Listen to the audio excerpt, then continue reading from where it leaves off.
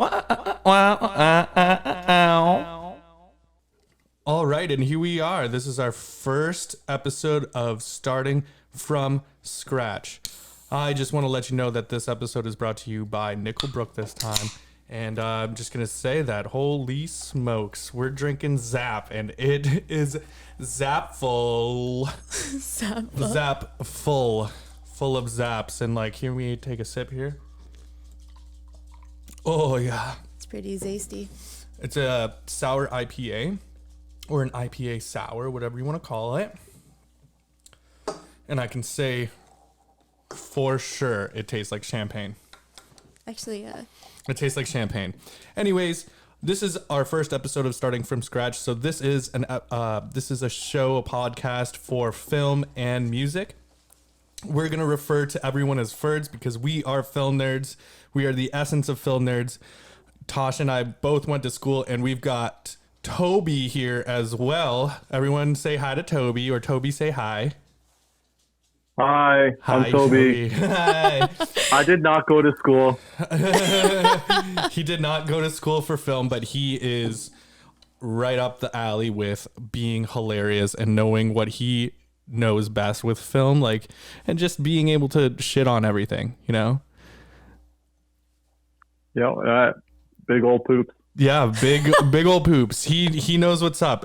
Today we will be discussing the movie The VelociPastor. I've been doing that all day.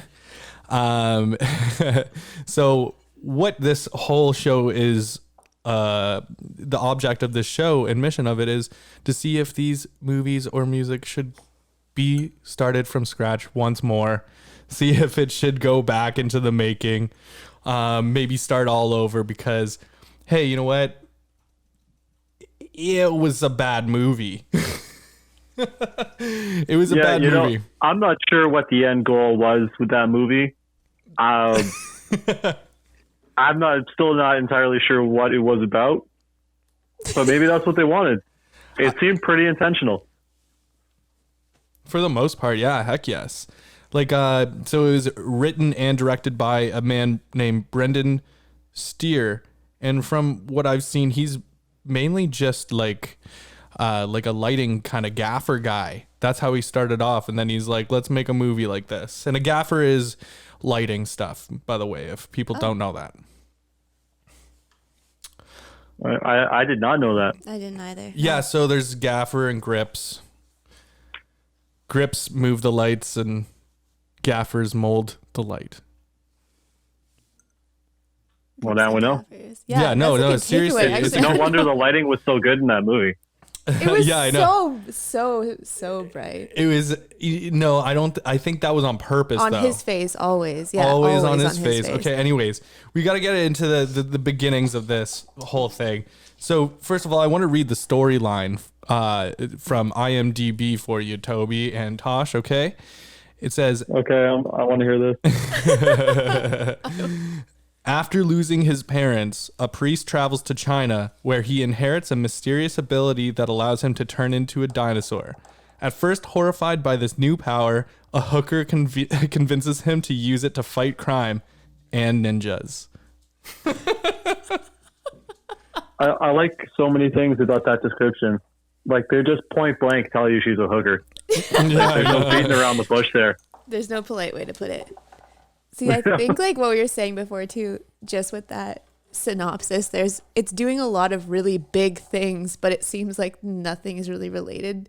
Or you know what I mean? Like put together related. Properly. It's like, oh no, my parents died. Oh no, I went to China. Oh no, this. And it's just like, okay, but did they ever touch on some of those things again? I don't really know. No, they only ever talk about these things once and only once, and never.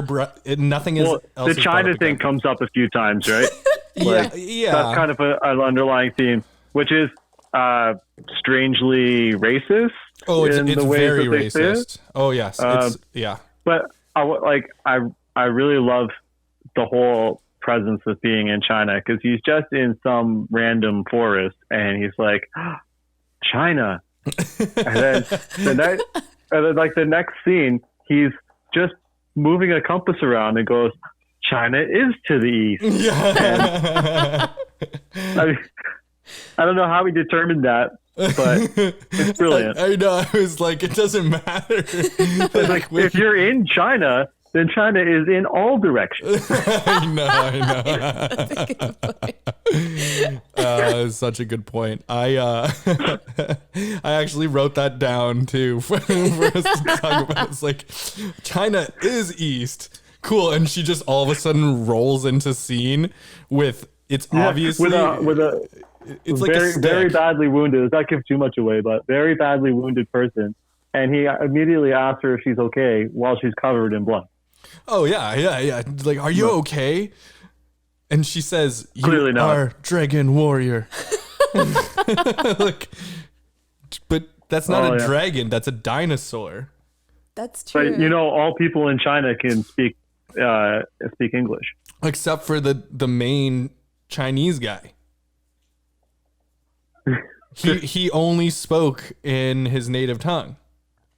which for some reason everybody understood. Yeah, for some reason everyone understood. I just, you know what? I actually have a quick clip that I'm going to play. It's pulled up here. Let's see if you remember this.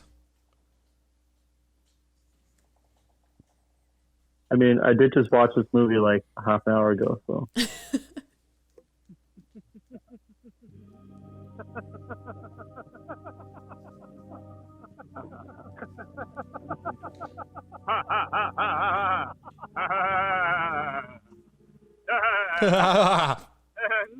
Nah.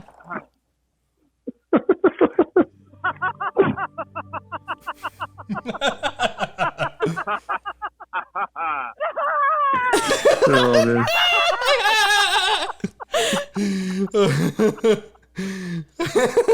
I mean, like, laughter is a universal language, right? Yeah, like that's the end of the clip that I'm gonna show because it's so ridiculous. Yeah. Yeah, the laughing is great. But I think that's one of the best scenes in the movie.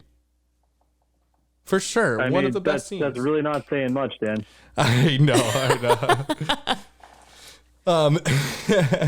Having said that, like, what really, for our first view, I remember watching this with you, Toby, for our very first time watching it. And Yeah, it was a while back. that like was a year ago. I that wanna was say. almost a year ago.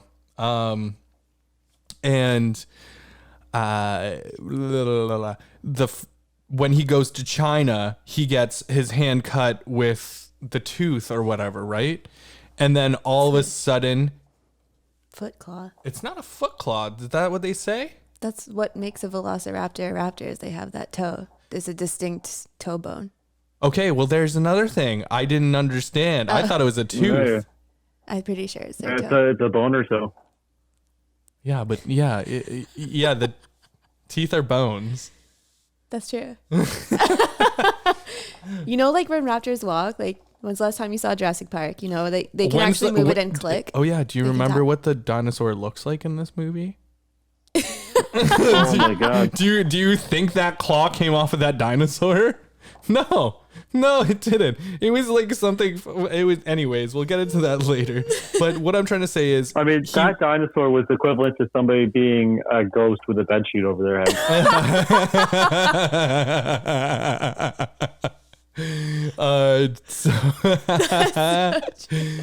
head. So he wakes up all of a sudden back in the United States or something.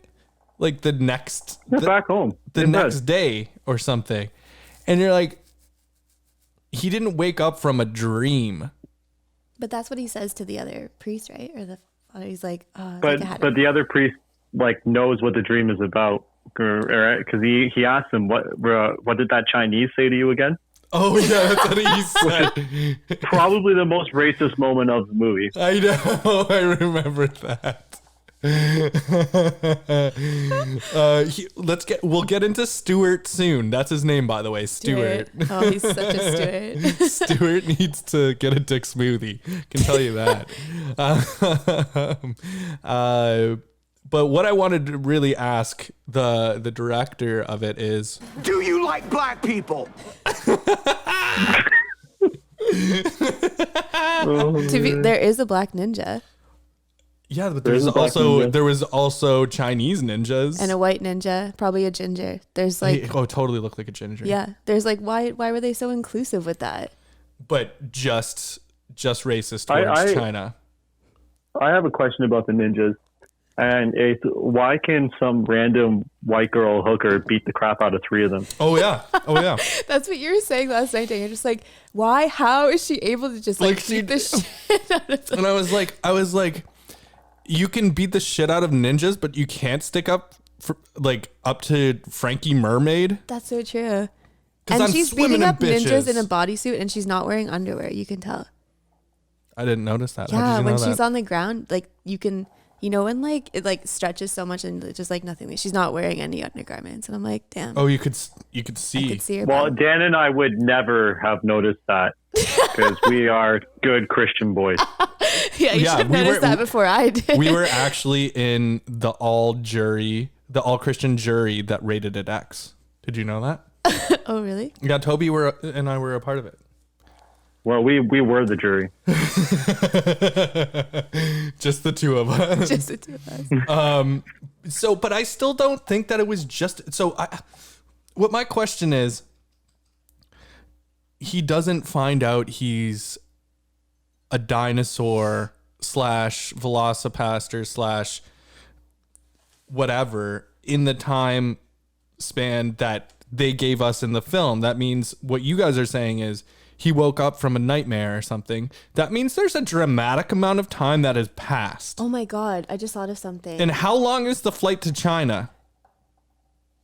I don't know. I think it takes you at least a full day. Yeah, that's what I'm saying. So he would have turned into a goddamn dinosaur on the plane. Wait. But I mean, you're assuming he flew because I was under the impression that he walked there from the way the scene was put together. I know. Okay, you know how when you're a werewolf, well, when someone is a werewolf, like they don't remember their transformation. Mm-hmm. I think that when he woke up from that dream, he actually turned into a dinosaur that night because the first night he slept with the hooker and he woke up in bed totally normal, like no cuts, like nothing. I understand what you're saying. Yeah. That I'm saying Now, I have a very serious question about that part. Did she have sex with a dinosaur? I think so. Yeah. Yeah. She's like, that's my 'Cause first. That was my first. That's what I thought, right? Yeah. Yeah, Okay. so she did. But my question is now, Tosh, I'm not saying that you aren't right. I'm saying you are right. I'm saying that that's probably still happened so many times before this. And he's still only being like, oh my God, it's just that stupid dream. Yeah, because even like when, like whatever they call them, when you transform into like a werewolf, like you don't remember. You don't remember when it happens. So it's like, that's why he's foggy. Right. That he needed to fall in love with this hooker, have a relationship with her for her to be able to tell him what's really going on. Like he didn't have clarity. So you're saying that he had zero clarity throughout the film? Yes. Okay, He's pretty fine. fucking foggy, if you ask me. Okay, moving on from that, we get her. Her name is Carol. By the way, I do have something important to say about her, and it's about the IMDb. Okay? On the IMDb, for the cast, it says cast overview, first build only. That means you only name the mains in the first part. But it goes Greg Cohan, which is Doug, which is the VelociPastor. Doug. Then there's George Swisner, which is Doug's dad. Is all of a sudden he the main character? And then it goes Janice Young, Doug's mom. We're still not even talking about Carol yet. Oh, so it's going by order of appearance? Yeah, it's going by order of appearance. Yeah. And then it goes Daniel Steer. And then it goes Claire Sue, Nicholas M. Garfolo. And then Alyssa Kopensky, who's Carol. She's seventh on the list. She's weird. the second main in it. Why Wait, would so they- who was the fourth guy was Brandon Steer? Daniel Steer, which looks like the That's the director older priest? writer's brother. Yeah, so Father Stewart. Okay. He looks like a church mouse, don't you think? He looks A like church a mouse. mouse? He looks like a mouse. He does look like a mouse Yeah, it's with that crazy. dirty Mustache. stash as well. He's What just about like, those terrible robes that they're wearing? oh yeah, that's right. That's right. nylon. We were talking about it. It looks like they literally bought it from the dollar store as an actual Halloween costume. When I was like 10 years old. I think it. Yeah. Yeah. Oh, me and my friends dressed up as the Spice Girls, and my one friend's mom made us costumes out of that like nylon-y spandex material and just cut out a shape and sewed it together, and it's literally the same material that these robes are made out of. It's really, really weird. Yeah, I think they look like the kind of worn out costumes that you'd have in like a high school like theater group. Like that's being worn like 200 times by different greasy people playing some priest on stage. That's so true. It's true. I feel like that tie in the back was just gonna be all of a sudden a sex scene, just like. So Carol shows up. She is a hooker. We get that right away because we're introduced to Frankie Mermaid. And why is his name Frankie Mermaid? Anybody? Because he's swimming. Well, because he's swimming in bitches. I mean, that part's obvious, but I think the real giveaway was she was just full on dressed like a hooker. Was she wearing like yellow short shorts and leather print fur jacket? Yeah, and all of a sudden she had that sexy hooker accent too. I also read That this. never She's came sucking back. on the lollipop. Yeah, that never appeared again in the film either. She just goes, "Oh yeah, because you're swimming in bitches." You know, also when Frankie Mermaids is like doing his confession, and he's just like, you remember he's smoking, and he's just like, "You can't smoke in here, sir," and he's like, Frankie Mermaid smokes where he wants because his life is on fire. It's like, what the fuck does that even mean? I don't even remember. It's great that how he line. talks about himself. In the third person. Okay, but then he starts talking about how he killed the parents, right? And how one of the guy's pastor friends came out and started screaming, blah blah blah. But right before he told that story, he said he was only confessing the things that he's done in the past 4 days. So everything that happened up until that point in the movie took place in 4 days. Oh my God. I don't even remember that No. line. I'm glad that you brought that up. Yeah, but like honestly, what I have to say about Frankie Mermaid, and this is what's might blow your mind or not. He is the best actor in the film. Number one. Number two, there would be zero film without Frankie Mermaid. Well, because he killed the parents. Yeah. I mean, that That's started the whole movie. That's the only reason why. Yeah, it's That's the only inciting reason incident. why he starts fighting crime. But there is still already up until that moment like 25 minutes worth of story, supposed story, including an intro that had a song written specifically for this film. Oh, yeah. And it Oh yeah, in the car with the credit roll. yeah, and like I'm like, this is so off. Is he a pastor or not? Because he's in this like it's like a Challenger or something like that, or a GTO something, and I don't know cars. he's ripping through it. Yeah, I don't know cars either, but it's a muscle car. I'm just like, what? This is not what I expected, and it's like clearly shot in a studio with like the like projector behind him. Oh yeah. Oh my god! Like so, there's I love the car scenes. Like I like the other car scene with the flashback to him and his parents. And for some reason, it's just blindingly white outside the car. Okay, so that's another thing I was actually going to talk about. I actually have that in my notes, and it's a part of the lighting. All of the windows throughout the entire film were blindingly blown out, and we're calling them blown out. That's the proper film term. Is that they were so blown out you couldn't see any detail outside, right? And that's also another reason why his face is so bright in all of those scenes, and that it's like annoyingly bright to your eye. So do you think that there's just something going on outside that he doesn't want you to see or can't let you see, or is it intentional? Like he's just in a dream sequence like the whole movie. No, it's intentional for the fact that Brendan Steer didn't have enough money to like shut things down on like a street or something like that. And this movie is supposed to be apparently based in the 70s. Did they ever say where it was taking No, place? they Okay. never. I don't think they ever say where other than China. the China thing. I didn't realize it was supposed to be in the 70s. See, that's what I kept saying too. But apparently Tosh is like, oh, of course it was the 70s. She said that to me last night. I was like, fine. But I was like, I beg to differ late because 60s, early 70s. But I was like, yeah, okay. The only thing that gives that away is the car. the fashion. No, you said fashion. There's no cell phones. Like, do you see any technology in it? But if I were to write that's a good point. But if I were to write a film, I wouldn't write about technology in the first place. But I it always hate any will of that be in stuff. there, depending on your plot, like in terms of people communicating with one No, another. my argument it's really is isolating. But my argument is they should never do that in any film. Oh, because it dates it, or like it? No, it's disgusting. Oh, I fucking hate it. That's an easy way out. It's like, why can't you just write another? Like, what do you think they did in the old days? Like, they weren't like texting somebody, help me. But if you want to set it in a certain time frame, then you've got to have cell phones or not have cell phones. yeah, it's a dead giveaway. But I'm saying there's other ways to do that.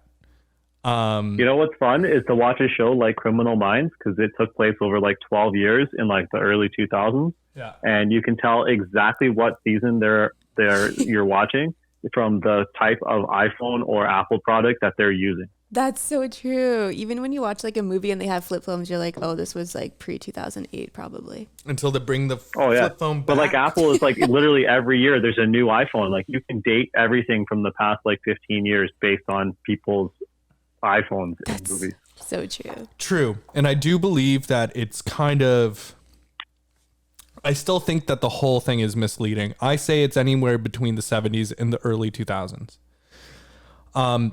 Only because of the Vietnam War. Okay, because that's a huge part of this film too. Yeah. For Father Stewart. Oh yeah, right. Right? That was like in the 50s, right? If apparently it went over 12 years. Yeah, 1955, I think, to 1970 something. Yeah. So a little bit more than 12 years, 15 years or something like that. But what my question now is, did he immediately see his wife get blown up by a landmine in front of her, move back to the United States, and immediately become a pastor?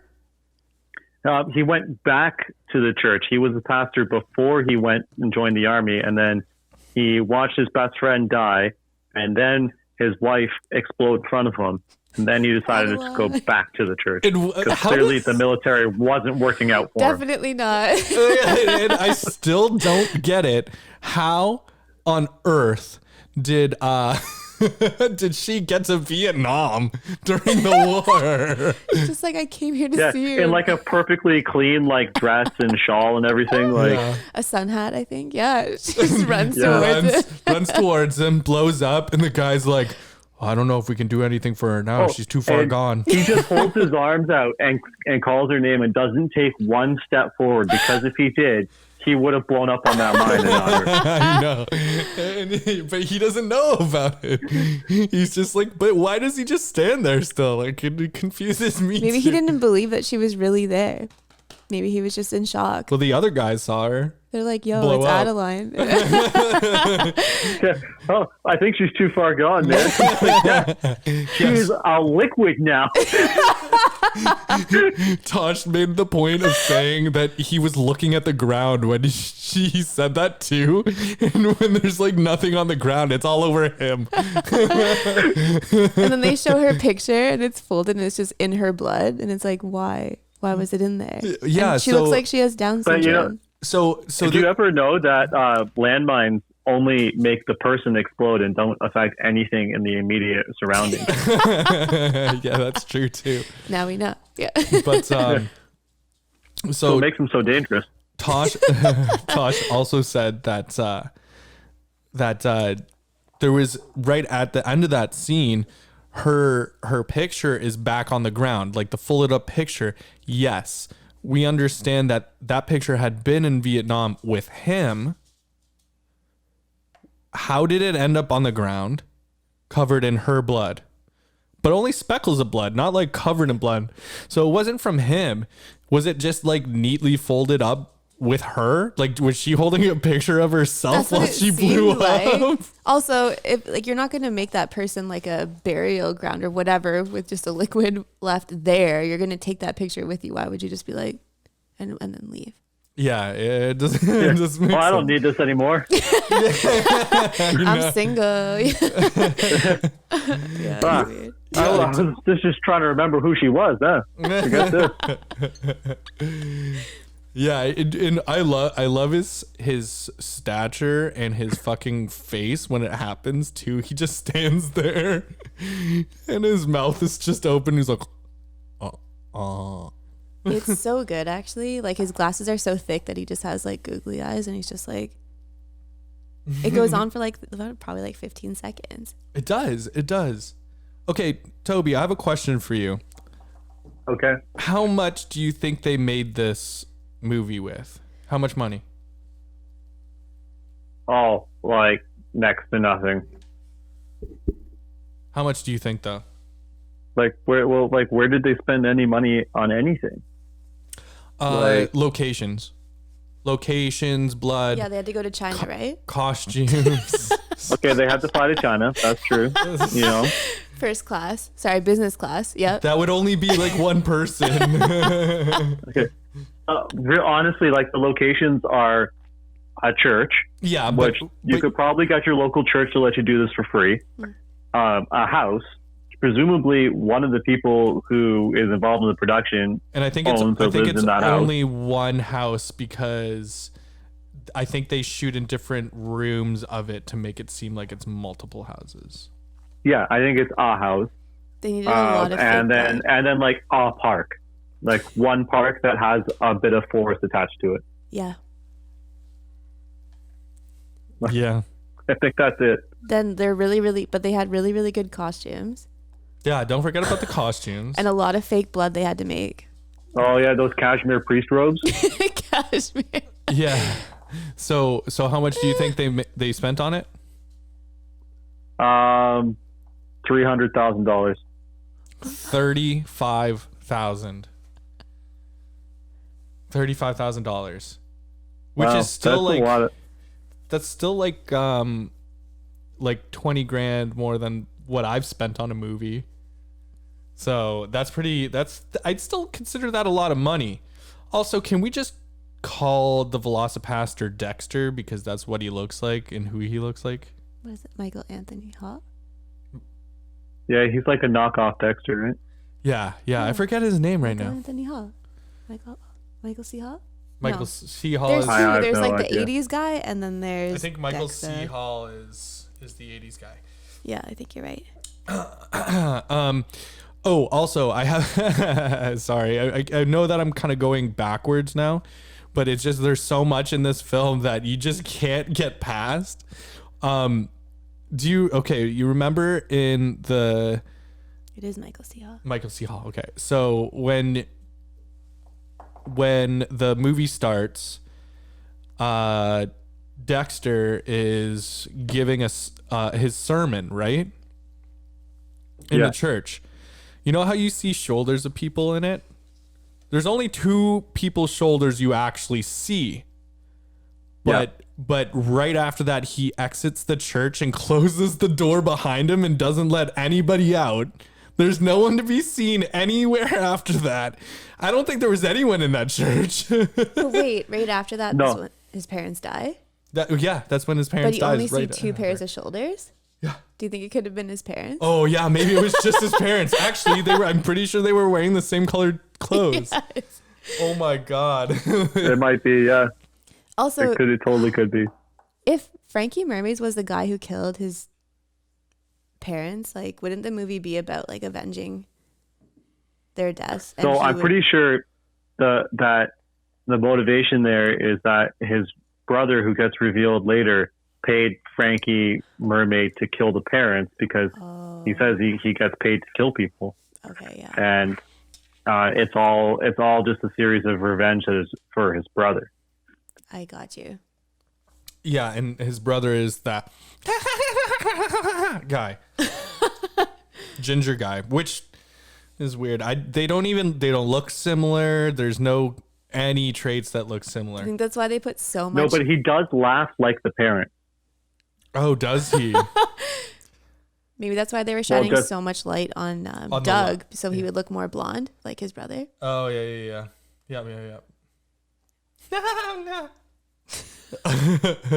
But I still don't understand, like, why is the church like not letting anyone out of the sermon? Maybe he actually just locked them up inside the church to find Jesus. Or maybe they just left off camera. To find Jesus. They just left off camera through what exit? And then Through the same exit. Like, maybe he left after them. yeah, but we don't see that happen, is what I'm trying to say. And then, okay, so then what I love is the after that is when Father Stewart is talking to Dexter and telling him to go somewhere without God, but it's all set in a split screen sequence and in a wide shot at the same time. But Oh, yeah. the close Yeah, up, that but like right after the parents die. yeah, but the close up split screen, they're saying different things than what's being said in the wide shot. I don't know if you noticed, but like they would say something in the wide shot and then like probably a couple seconds later they would say it in the close up and you're like, this doesn't match up at all. No, you're right. just put it in the split screen. I wonder if like he filmed the scene without the split screen, just the wide shot, and then decided that he didn't like what he had written for them to say, so then he filmed them saying something else and just like slapped it on top of it. Yeah. Also, like if you just shot that in a wide shot, you're a dumbass. 'Cause- You're a dumbass. yeah, because you can't see what they're saying at all. Anyways, Well, you know, so China is east. Okay. okay. So all right. So how about that end fight sequence? Okay, that's a really good topic actually, because there's a couple things I want to say about it. First of all, I want to talk about the VelociPastor's deaths, kills, and stuff. Right, the first kill that we actually physically see by this VelociPastor is in the park where he takes this guy's clean off with just a flick of his head. Do you remember that? Yeah, that rips the arm off. Yeah. No. In the beginning of the movie. Oh, yeah, he rips the guy's head off. Yeah. Yeah, he doesn't rip it off. He knocks it off. Right? So what I'm trying to say is in this final fight scene, he does that so many times, and these ninjas are like fine. There's like, Well, they're ninjas, man. yeah, but They're tough. the pack a punch is different still. They're actually like we're the opponents. Oh, yeah. Okay. Well, anyways, you're right. Okay, so when the guy was getting his arm ripped off in the end fight scene, I noticed last night for the first time when I was rewatching it with Tash that a guy reaches out of the dinosaur's mouth with his arm and grabs the fake arm and pulls it back in. Oh my God, I didn't catch You that. didn't catch that? You gotta slow it down. You gotta slow it down real close until look real close at a guy who grabs the fake arm out of the dinosaur's mouth. Oh man. So you like when you look at the full dinosaur body, like it's got like a hunchback where clearly somebody's head is. I know. Yeah. The hunchback is one of my favorite parts of it because it's like it's not even taller than any of the ninjas. It's actually so short. They're still supposed to be tall. How much money do you think he spent on making the dinosaur costume? Like $10. I'd say don't fool yourself. It I'd was honestly probably say it like was $20. That's it? I was kidding. Oh, I was like, I'd probably say a couple of grand. Couple grand. Yeah. Well, because of all the materials that were put into it. Yeah, I can see that. So it has to be functional and stuff, right? So what do you think about the final fight scene?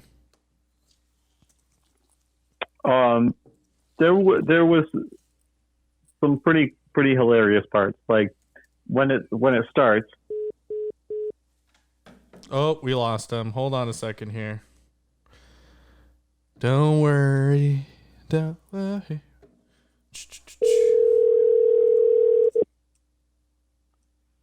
I didn't accidentally hang up on you. I don't know what you're talking about.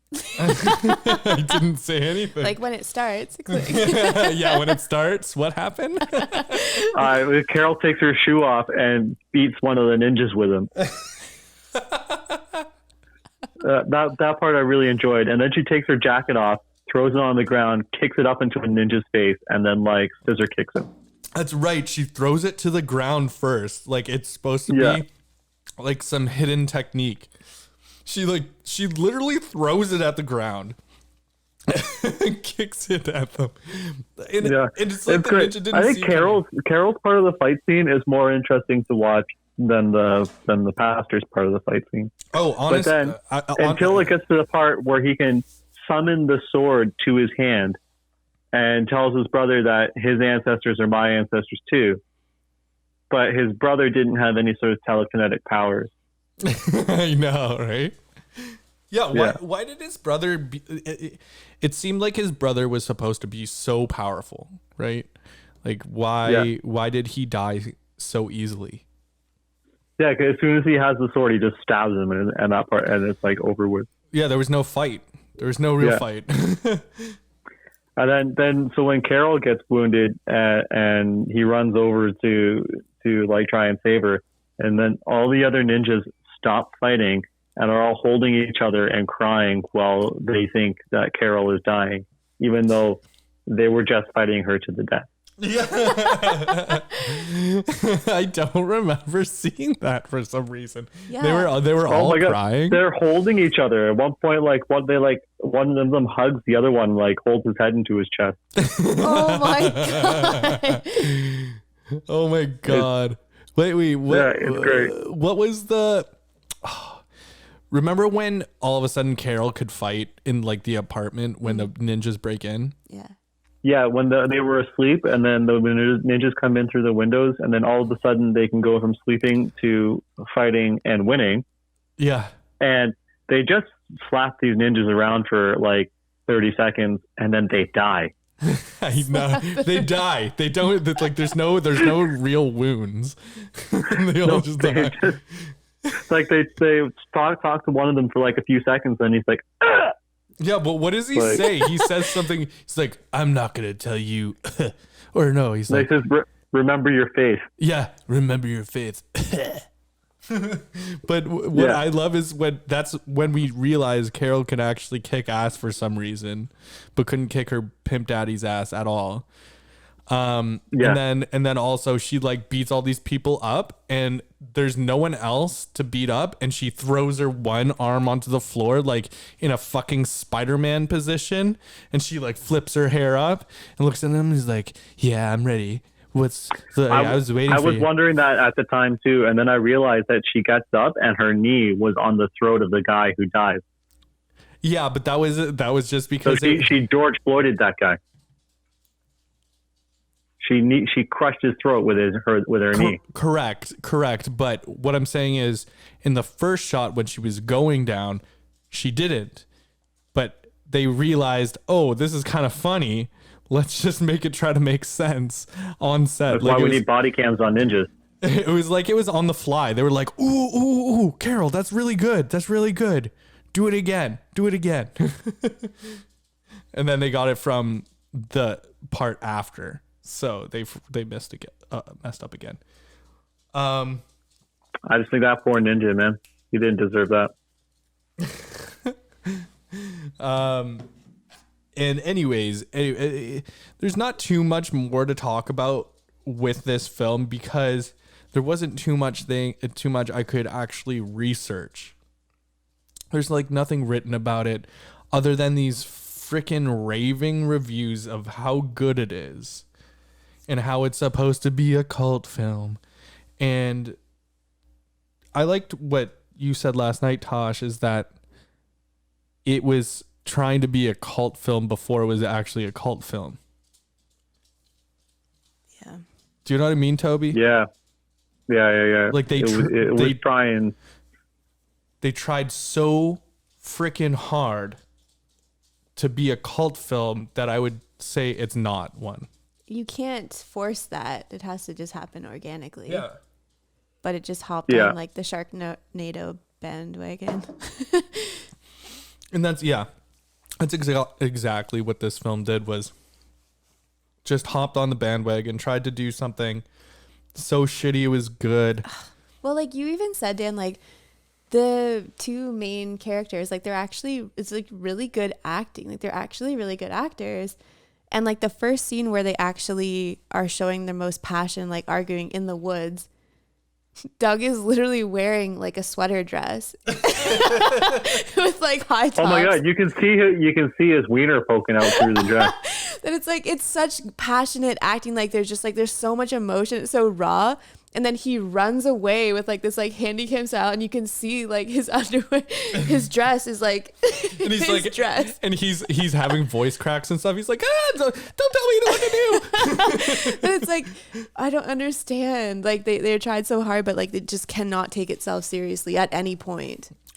And and what I would wish for a film like this is that they would take themselves seriously, because you know what campy means, right, Toby?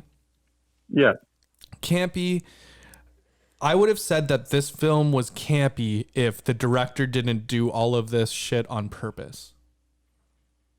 Yeah, it was beyond campy. Like they purposely did every choice the way it was to be bad.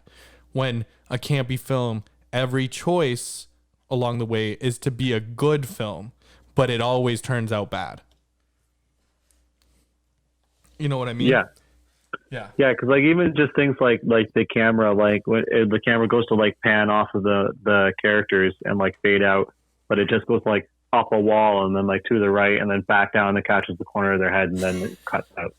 Yeah, that's a good point. I wanted to talk about the cinematography in this too, is that it's ridiculous. The zooms, the fucking pans, like you were saying, like when the parents, but it's like clearly being intentionally bad. Like, oh yeah, like if you had accidentally like fumbled the camera like that, you could have just cut the end of the scene. It could have just been a hard cut. Mm-hmm. You didn't have to show the cameras like slowly moving away and then go in three different directions.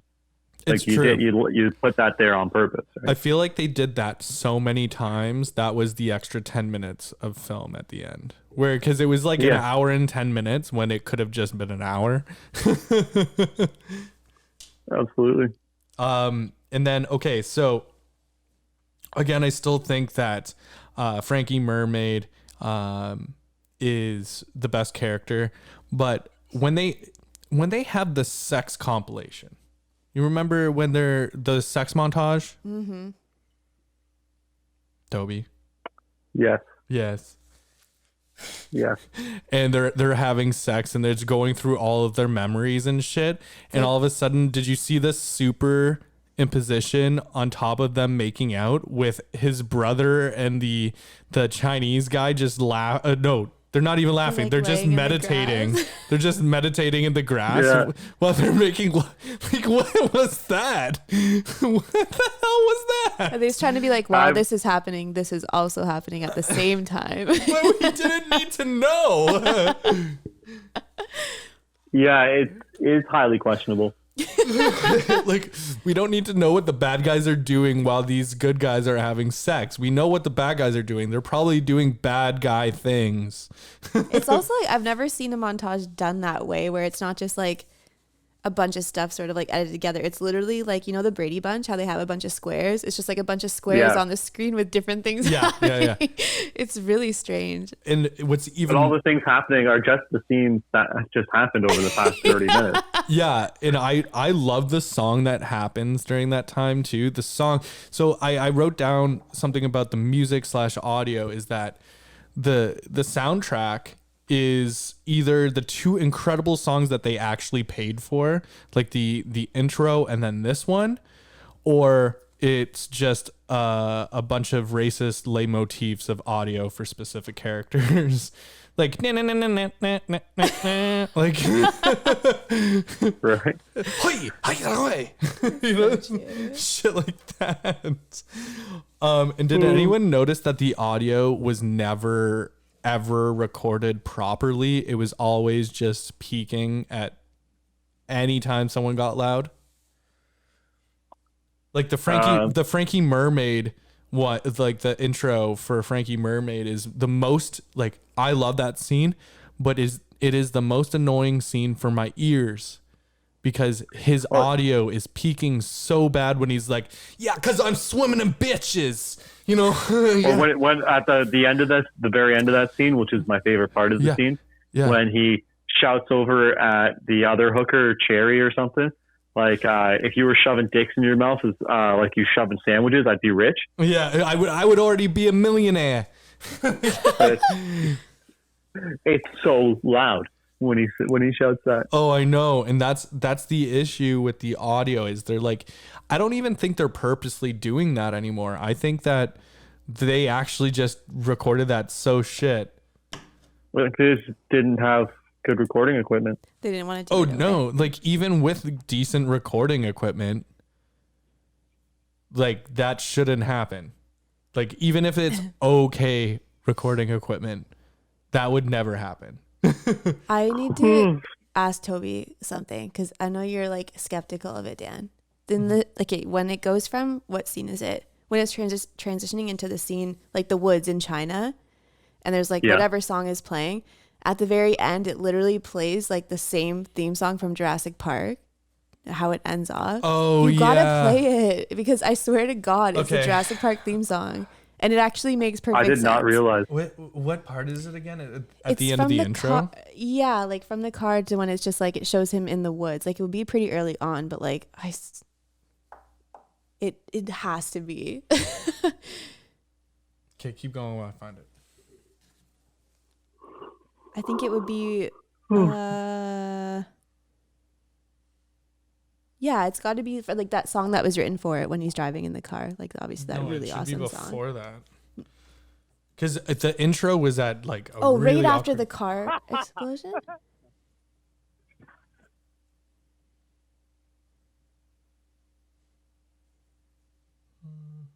Like if so, how would they get away with that though? It doesn't fully play it. It plays like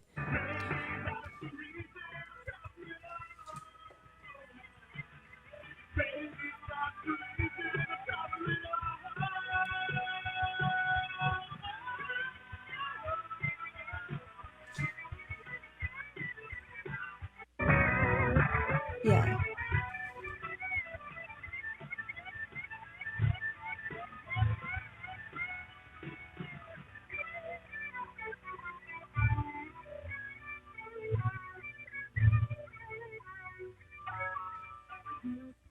Did you hear that right there at the end?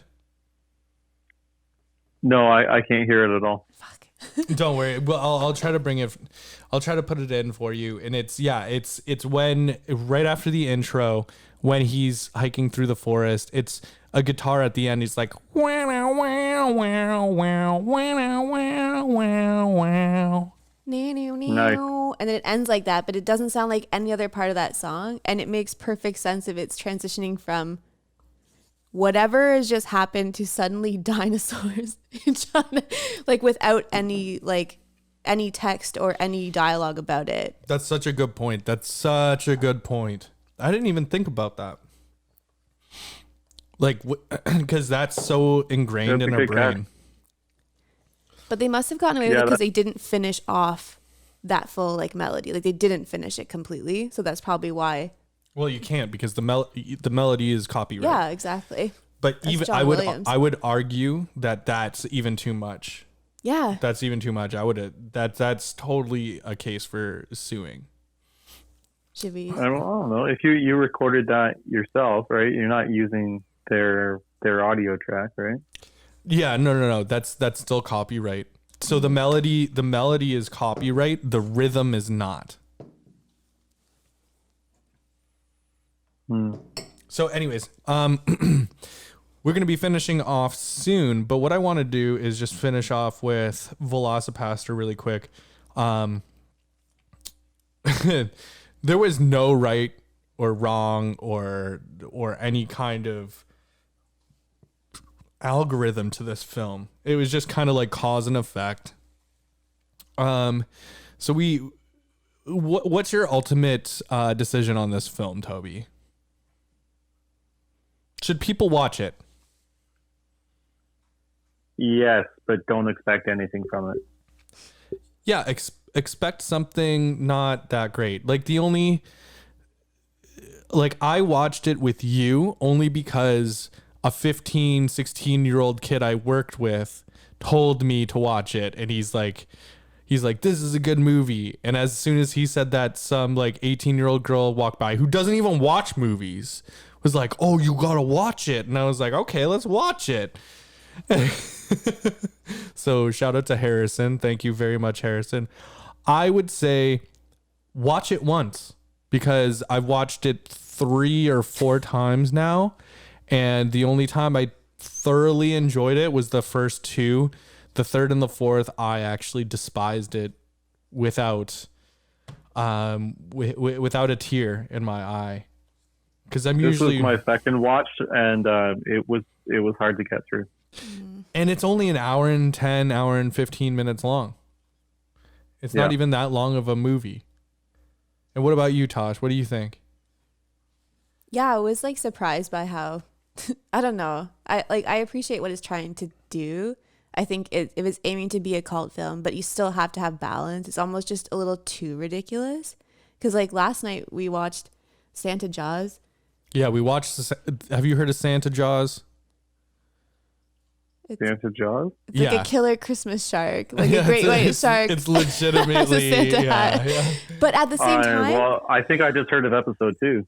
It's actually. But here's the thing, that actually had a decent plot. Like I think it made a little bit more sense. I honestly just because of how ridiculous this film was, it kind of get a little bit lost. I did. Yeah, like this movie, it's a Santa Jaws is about a kid writing comic books, and this pen that he uses for the comic books brings this Santa Jaws shark to life. So essentially, he writes like an ending for it and closes the book, and everything is fine. Yeah, you know. But the cool thing is, like, obviously, you heard about this movie from people who are cool, right? Like whatever. Yeah, some 16-year-old kid. Yeah, and but like any other person you see, like you bring it up and you're like, oh, have you seen VelociPastor? And they're like, no. You're like, I'm cool because I saw this cult film and you didn't. So you should watch it just to have that status. I think. Status to be like, you haven't seen this it? movie. Yeah. Are you silly? I'm still gonna send it. Like, who even are you? So it's worth it for that. Yeah. So just before I move on to the final comments of what I have on VelociPastor, I just want to say that was our first starting from scratch. And we judged it for you. so you didn't have to unless you really, really want to.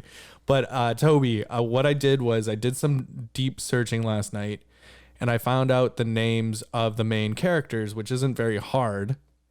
One is Greg Cohan, and he's Dexter / the VelociPastor. Dexter. Okay, yeah. I think he's literally just been in the VelociPastor in some small parts in like CSI, but Blue Bloods as well. But when I was looking at his Blue Bloods credit, they didn't even spell his name right. Oh my God. Sounds about right. They didn't even spell his name right on IMDb. They added an L. And then Alyssa Kempinski is Carol. And Brendan Steer, he's written and directed 2 other movies or shorts or something like that, and she stars in both. I think he has a hard-on for her. Anyways, I found them on Instagram, and I started... Kempinski? Both of them. And I ended up I messaged them both last night to hope to God that they would see them and join our podcast today, but they did not. I'm pretty sure I got short notice. I know. I'm pretty sure I just got R-bombed. That was it. But I do want to talk about the reviews of this film, because I think this is the best part of our new show, because what's better than to hear reviews from people that actually like the film?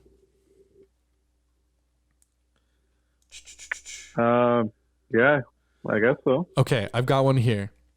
2 out of 10 stars. Horrible. Watch it now. I'm not going to throw much detail into this review. I'm just going to tell you the only thing you need to know. This is one of the worst movies I've ever seen, and you need to do yourself the best favor you'll give yourself all year and watch it now. No regrets. No regrets. 2 out of 10 stars? Is that a 2 out of 10? Shouldn't that be a 5? Because you're saying it's a 0 and a 10 at the same time, kind of. Oh, yeah. But a 2 is weird. Yeah, it's very weird. What do you think, Toby? Do you think that should have been a 2 out of 10? I feel like that was technically a 10 out of 10, but No, I think 2 out of 10 is appropriate, because that's what I would give it. yeah, but they just told everyone to watch it now. Yeah, I mean, everybody should watch it now, but just don't expect to enjoy it. Okay, so I've got a review that got better than the last one, and they liked it less. They gave it 5 out of 10 stars, and it says, why? There is absolutely no reason a movie like this should exist. Every single second of it is unnecessary, but it's a wild ride from beginning to end. Violence, romance, suspense, mystery, gore, broken families, heartache, religion, ridiculousness, and mustaches. I'm kidding. It says, and more. It is a cultural journey through the complicated religious connections of the world. Its true marvel of cinema genius is the only way to describe it. 5 out of 10 stars. Genius? I don't think this guy is a genius. I think he just thought it was funny. It's like what we would make in my backyard, you know? Maybe there's Absolutely. like some like level that we're not even hitting. Maybe it is. Maybe Like it's like untapped. it's so meta that we're not meta enough to get Yeah, meta. we haven't like hit that level. So, Toby, we're going to start calling our fans for this show Ferds, because we are Ferds. Ferd stands for film nerd, so don't think it's anything gross or bad. It's just that they're going to be our Ferds. But we need to tell these guys what we're going to be watching for the next episode. Anyone have any ideas or something on their mind that they want to put into the hat? Didn't Toby? Remember that show I sent you? I think Toby just hung up on us again. Wasn't it that Australian film about like the water, the freezing? Oh, yeah, that's right. I bet you that's what he's going to say. Just hold up here. Okay, that time was definitely you. No, it wasn't me. So it was the water or the mist or something, right? It was called Arctic Blast. Arctic Blast. And like no one knows why no one's running away from the Arctic Blast that's coming at them. They're like, "Oh my God, should we run?" Yeah. I think we should I run. guess so, yeah. I mean, like that one just got frozen. I think that should be the next movie. Okay, I Down. think that's it. Okay, so don't know how we're gonna get it. I have no yet, idea but- where we can watch that. I have no idea. And yeah, I don't know where we're gonna get it yet. I just want to say to the audience, if you're looking to have a good time with us on the next episode, you can write in about Arctic Blast or VelociPastor that maybe we missed something that if happened. you're a genius, yeah. If you're a fucking genius, If and you're a that's- genius, get in touch. Because episode 2 is going to be chill as fuck. Wait, Toby, how did you hear about Arctic Blast? Just from a Facebook post. Somebody shared some clips of the movie, and I thought it was amazing. Beautiful. It is. It is going to be an amazing movie. So you can contact us at flannel on flannel with Daniel or flannel on flannel with Tash at gmail.com. Tobias Moriarty at gmail.com. And don't email me because I won't read it. well, unless you're talking about ass blowing, then he'll read it. We're going to be starting up our Instagram, so come check it out. It's not going to be at starting at scratch. We could not get that. It's too long. Anyways, I don't care. We're going to call this Ferd.nation. So just Ferd.nation. If you want to look us up on Instagram. All right. Toby, thanks for joining us. Audience, thanks for joining us. And we'll have a good night. Wow.